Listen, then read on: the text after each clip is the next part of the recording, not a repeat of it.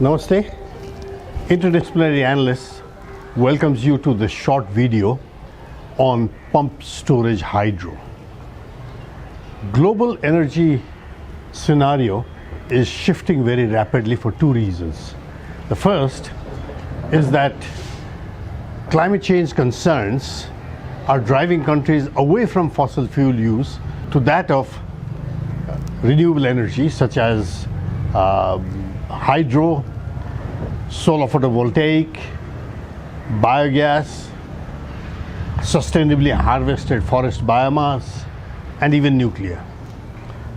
The second reason is that solar photovoltaic cost of energy is already cheaper than hydro, and India's energy think tank TERI estimates that by 2030 it will come down to even half of what it is today.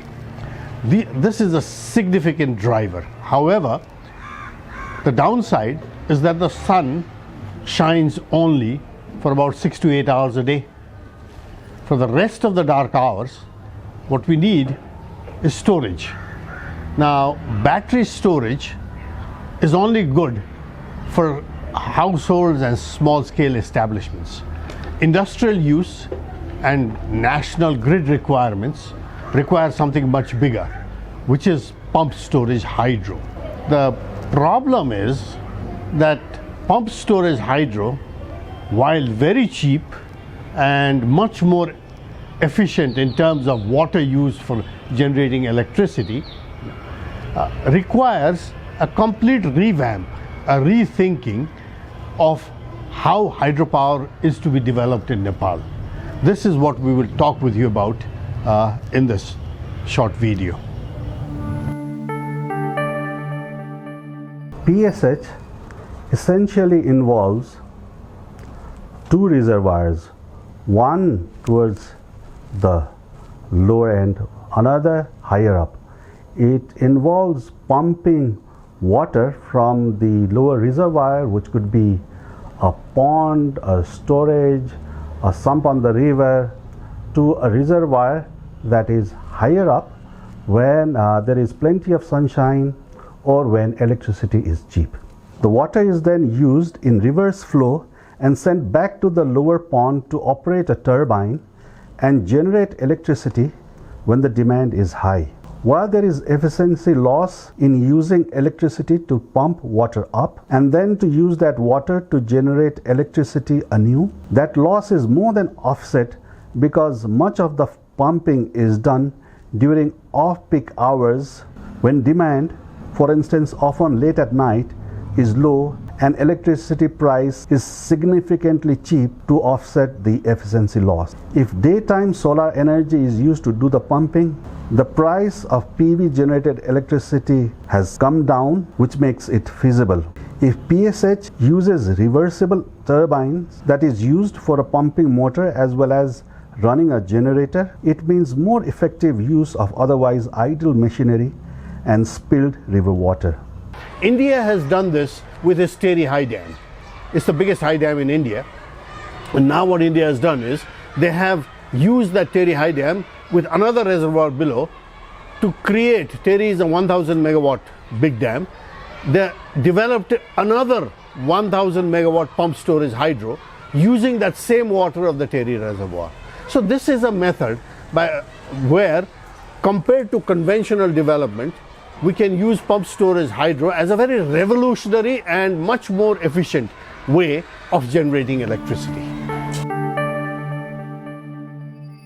What is being discussed here is drawn or pulled out from Interdisciplinary Analysts or IDA's report. Our study is called State of Knowledge: Challenges of Integrating Pumped Storage Hydropower in Nepal's Energy Management and Planning. It is called Nepal Energy Power Sector Report because in the process of delving into pumped storage hydropower, the larger context of Nepal's hydroelectricity energy sector, namely generation, transmission and distribution, are also discussed. This study is a part of a larger South Asian study. There were 3 other countries in South Asia that were involved. Alongside Nepal, there was the Sikkim state of India and Bhutan. The study also involved a team from the Australian National University. From each of these Himalayan South Asian countries, one institution was involved. From Sikkim, it was ATRI, or the Ashoka Trust for Research, Ecology and Environment. It was the northeastern wing of ATRI. From Bhutan, it was the Department of Hydropower and Power Systems and Druk Green Power Corporation. And from Nepal, it was Interdisciplinary Analysts. Interdisciplinary Analysts is a research and consulting organization that has been around for 28 years. The state and the private sector's involvement in hydroelectricity generation began from the 1920s and 30s onwards. In fact, from the Rana times itself. From 1951, the state's involvement accelerated. In 1997, NEA announced a buyback rate for the energy, for the electricity produced by the private sector, after which the private sector's investments in hydropower generation gained momentum. As you can see from the table in front of you, by 2022, there were around 122 IPPs, that is independent power producers, involved in the hydropower sector. These have begun producing a little more than 1,000 megawatt of electricity. Likewise, many schemes led by the private sector are currently under construction. Once completed, these will generate an additional 2,800 megawatt. NEA and its subsidiaries are currently producing a little over 1,000 megawatt. Once the ongoing schemes by NEA and its subsidiary companies are completed, another almost 2,000 megawatt would be generated. Once the ongoing schemes are completed, NEA will produce a total of 2,000 megawatt of power, while IPPs will contribute almost 3,900 megawatts of electricity. Though the contribution of independent power producers has grown rapidly in the past 15-20 years, the schemes that they have constructed have been mainly run-of-the-river schemes, whose actual capacity during the dry season comes down to about 1/3 compared to the monsoon months. There is only a single hydropower plant, that is Kulekhani, that offers seasonal storage in the country. Both in terms of numbers and in terms of geographical spread, they have not, however, invested in storage plants. Moreover, most of the run-of-the-river schemes built by these private sectors generally do not have pondage, while those constructed by NEA has some pondage that allows for meeting a few hours of evening peak demand. The IPPs are reluctant to build daily pondage since there is really no tariff advantage for them for this additional investment. So if one looks at Nepal's system load curve, one sees how the electricity that is being generated is very uneven. Now let us look at two system load curves, each from different times of the year. The first one is from July 2022, the other one is from April 2021. Now first let us look at the system load curve from the monsoon, that is the July 6, 2022. This is a nice picture, so to speak. As you can see from the screen in front of you, the blue color shows the total energy generated by the IPPs. It is considerable. The green below the blue shows the electricity exported by Nepal. The red shows the total electricity produced by NEA, while the yellow shows the electricity generated by NEA subsidiaries. Now let us look at another picture, not so nice picture. This is the system load curve from April 26, 2021, which is the dry season. The dark blue shows the total power generated by IPPs. The light blue shows the import from Dhalkebar Muzaffarpur transmission. The purple shows the import from Tanakpur. The red shows the total power generated by NEA. Green shows the generation from the storage. Now, as these two figures make very clear, the power generated by both IPPs and NEA as well as their subsidiaries is at the lowest during this period, lean period. The shortfall is recovered by significant import of electricity from India. Thus, we have two very different situations as far as electricity generation is concerned.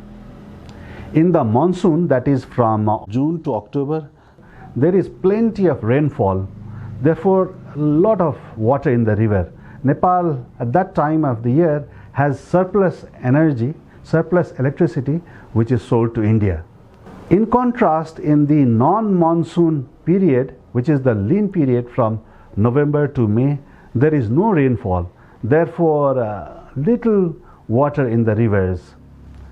This in turn means that the hydropower plants are running at 1/3 their normal capacity. Nepal had witnessed severe load shedding in the past 7-8 years. This load shedding was concentrated during the lean period, namely November to May. To end this load shedding, Nepal began importing electricity from India. Now let us look at the export of electricity to India and the import of electricity from India. The orange color that you see in front of your screen shows export of electricity to India. Nepal's export of electricity to India begins to increase from June onwards and reaches its peak in October, after which it declines rapidly. Nepal's import of electricity from India is shown in blue color. It begins to increase in November and reaches its peak in May. So how does all of this convert into monetary terms? Nepal earns a total of 10.45 billion rupees through export of electricity to India. Nepal pays India a total of 19.44 billion rupees for importing electricity. In the process, Nepal bears a deficit of 8.99 billion rupees. In short, it is good that Nepal does not have massive load shedding that it used to be confronted with 7-8 years back. But this load shedding has ended, and this is something that common Nepalese do not see and experience at the cost of Nepal having to pay India its hard-earned money. So PSH is precisely important in this context. It will allow for adequate seasonal storage within the country so that Nepal does not have to import expensive electricity from India during the lean period. It would foster energy security in the country. We talked about the difficulty Nepali grid is facing. We suffer from what is called an excess deficit syndrome. A big hydropower project like Kulekhani or Marsyangdi or Kaligandaki or Tamakosi comes online, and for a few years there's excess electricity. There's a lot of electricity being wasted, so to speak. And there's a lot of heart-wringing, should we sell to India? Should we give electric cookers free? And so on and so forth. But then within 2 years, what happens is Nepal suffers, as we mentioned, Nepal is a country that has one of the lowest electricity consumption in South Asia, which means there's a lot of suppressed demand. If electricity were available, cheap and reliable, people would use more electricity. Okay? So this suppressed demand quickly absorbs all the surplus. It has happened with Kulekhani, it has happened with Kaligandaki, with Tamakosi, and we go back to a deficit scenario where we have to do load shedding or where we have to import electricity from India. Now, what is the way out of this impasse? The way out is to build storage projects, reservoir projects. We have only one, built during the Panchayat regime, Kulekhani. That's the only one. It was big those days, but today it's already a very small project, only 60 megawatts in a system that has 3,000 megawatts power. And that is not able to balance the grid during the times of deficit. So if we build reservoir projects, the problem is reservoir projects entail huge financial cost, huge social cost. Villages have to be displaced because they will be submerged under the reservoir. Forests will be submerged, agricultural land will be submerged. There are social and also environmental costs. Because Nepal is located close to the Tropic of Cancer, we get a lot of sunshine, very good sunshine, as we said. The solar insolation is very high in Nepal. It's a resource. It's a major resource. It won't go away. The characteristics of solar energy can vary with geographical location, side of the mountain, altitude, seasonal factor, clouds, monsoon, and so on and so forth. Now, it's estimated that the solar potential of Nepal is about 50,000 terawatt hours. It's a lot. This is 7,000 times higher than the current electricity consumption of Nepal, which is about 7 terawatt hours. 50,000 versus 7. Okay? So we are blessed with a lot of solar energy. But when it comes to grid-connected solar PV, till date, NEA produces about 21.5 megawatts of solar PV, while independent power producers produce, if one also took into account their under construction schemes, something like 90 megawatts of solar, okay, which is generated from about 18 solar plants. Okay. If now solar PV could be tied to pump storage hydro, which it complements, which we have been saying many times, solar and wind can be complemented with pump storage hydro, there is immense possibility for generating electricity both from hydro as well as from solar and wind sources. However, the primary problem with solar PV is how to achieve that synergy with the national electricity grid. As we said before, solar PV complements run-of-river projects in Nepal, especially between October and May, when the rivers are really low, water flow is low, and therefore hydro electricity production is down to about a third of the installed capacity. This is when we also have less clouds and more solar sunshine. We have repeatedly said that solar PV complements pump storage hydro and vice versa. Difficulties in moving ahead are more financial and institutional than technical. Solar pump storage hydro is a proven technology of almost over 100 years in Europe and Japan and other places. Okay. Problem is feed-in tariff, as we said, has not progressed. Another problem is that the buyback rate for solar plants set up by private sector and others have not been very happy with the Nepal Electricity Authority.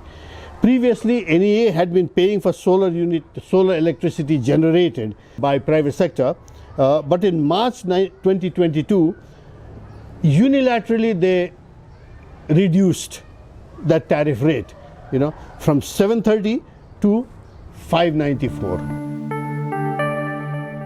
The biggest advantage of pump storage hydro in Nepal is that Nepal would be taking massive advantage of the height benefit that we have. We generally don't think of height as a great benefit for Nepal, except for mountaineering, I guess, but we tend to see height as a problem. You have to climb up there, take your goods there, your rice there, climb up. So that's seen as a problem. However, in electricity and energy terms, height is a great advantage.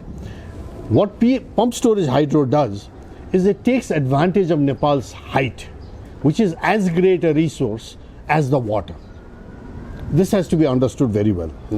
What it does then is, if the hydropower development is taken forward with pump storage hydro development, we are taking advantage of our natural God-given gift of great height, which we have described how in our previous sections, okay? And the benefits are manifold.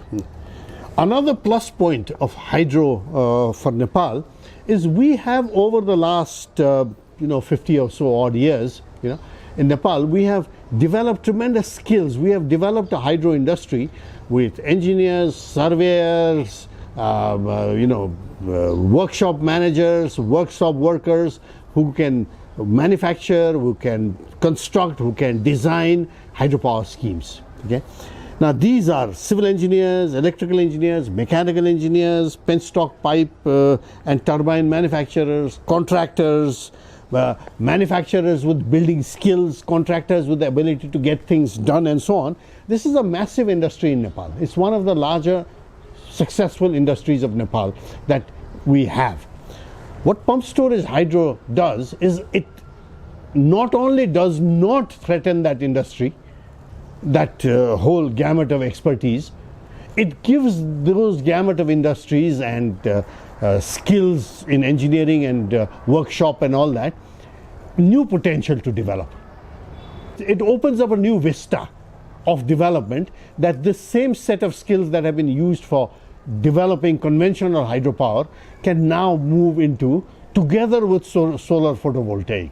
So this is a huge advantage in social and political terms also. Pumped storage hydro entails constructing a reservoir, two reservoirs, lower and upper one.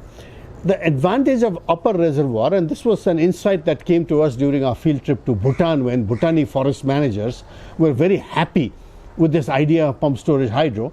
Why they said is because if you build a smaller reservoir on the high mountain, they have a lot of forests like we have in Nepal, and forest fire is a big problem. It's difficult to douse forest fire with hoses from the bottom, of a river. There's too much energy needed.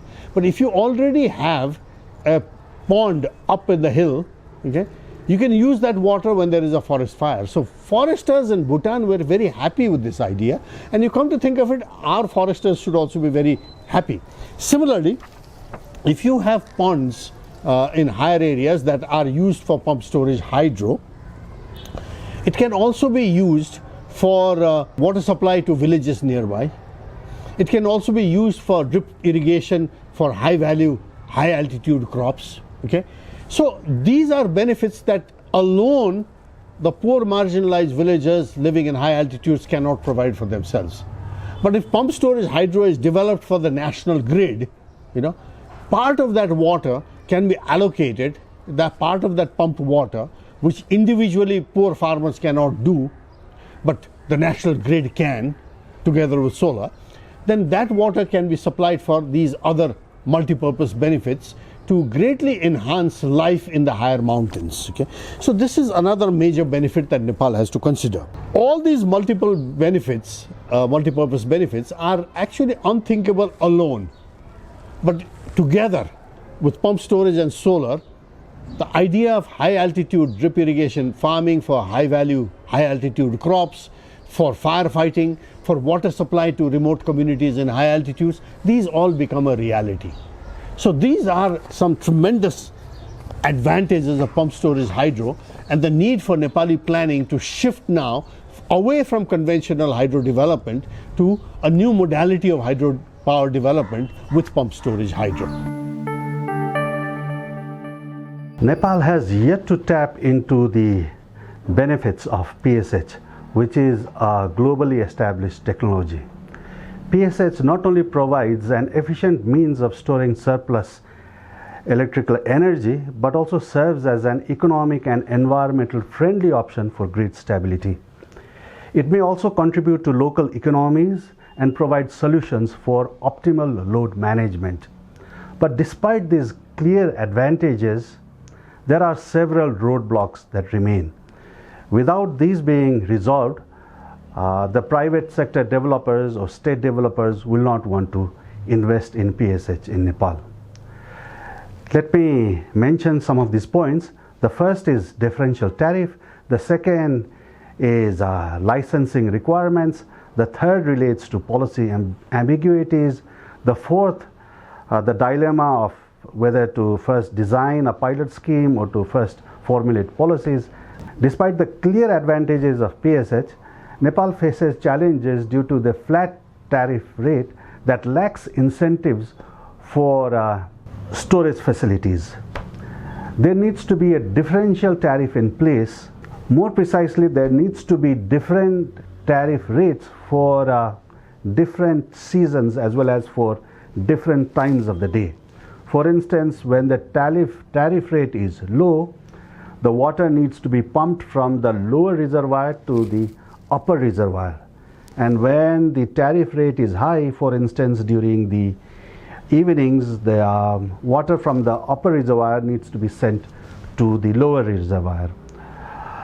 So the incentives would be there for investment if there is a differential tariff structure. Currently, the incentives are not there because of the flat tariff structure that is prevalent in Nepal. The second relates to policy issues. Developers believe that because of issues related to current licensing policies, PSH will face challenges. For instance, the current licensing arrangement for private developers is from 30 to 35 years.